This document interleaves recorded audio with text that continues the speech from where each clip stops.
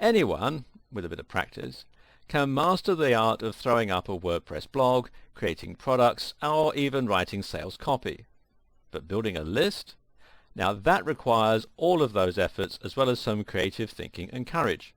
Besides that, a lot of people don't understand what makes for a good email list. Everybody wants a big list and focuses only on getting more subscribers into their list, but that's not necessarily the best kind of list to look for in a long-term business.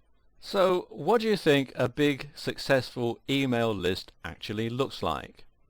A list of 100,000 people? How about a list of 20,000 people? Maybe 500 people? Or do you think the size of the list doesn't matter? Well, if you picked D, you're already ahead of the game. That's right, at the end of the day, the size of your list doesn't matter all that much.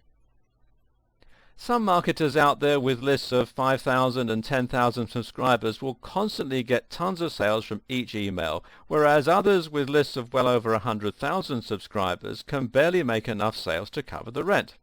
It doesn't make sense, does it? But here's the deal. Successful list builders understand big lists differently from people with 100,000 subscribers. They've learned that a successful list is all about having a good relationship with the people on their list. They focus on influence, not numbers. Influence is the real marker of success. Now, when we talk about influence as a business owner, what we mean is your subscribers open most, if not all, of your emails. Your subscribers actually read the emails. They don't just open it up to delete it. They act on what you recommend or teach them. They buy stuff from you or products you recommend as an affiliate.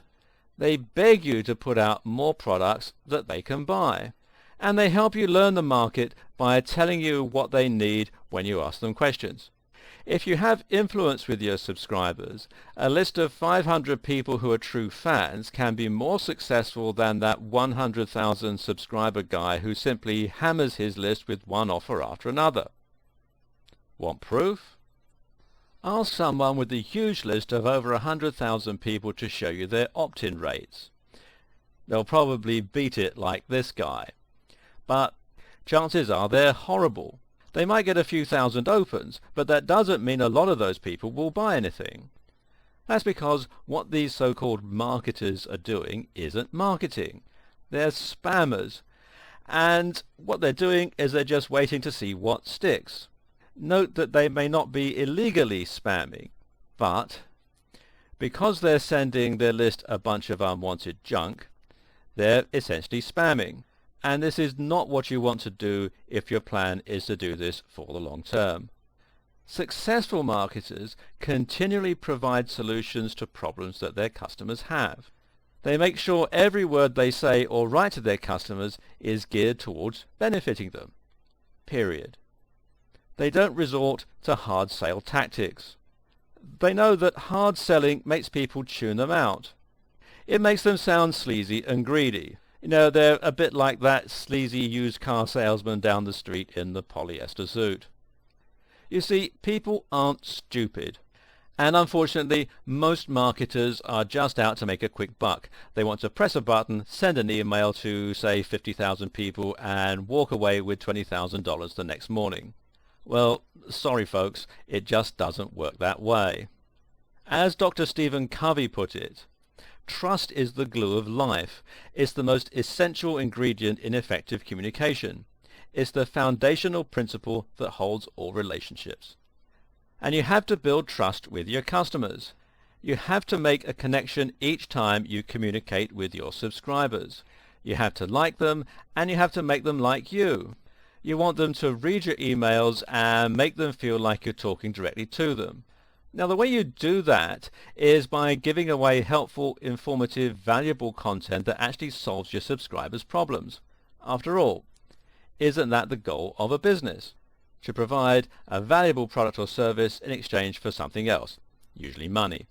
So find a way to earn their trust by giving them the high-value information they're looking for so you can sell to them in the future. In addition, you've got to keep yourself at the top of their minds. Otherwise, when they're ready to buy, they're going to go looking for other solutions, spot another website, and buy from somebody else. Now, you've likely heard this before, but I'll repeat it anyways just in case. Most customers require 7 to 12 exposures to your product or services before they're going to make a purchase. They're going to need to hear from you multiple times before they're going to take out that credit card for you. And this is especially true if they don't know, like, or trust you. So stop trying to make just a few sales and start building connections with your subscribers. Now, once you do that and you start taking care of them, your sales numbers will skyrocket. As the great Zig Ziglar said, you can have everything in life you want if you just help enough other people to get what they want. So focus on providing value, providing solutions to your subscribers, rather than just milking them for their hard-earned cash. How do you do that? Well, the first step is figuring out what market you'll get into, which we'll cover in the next video.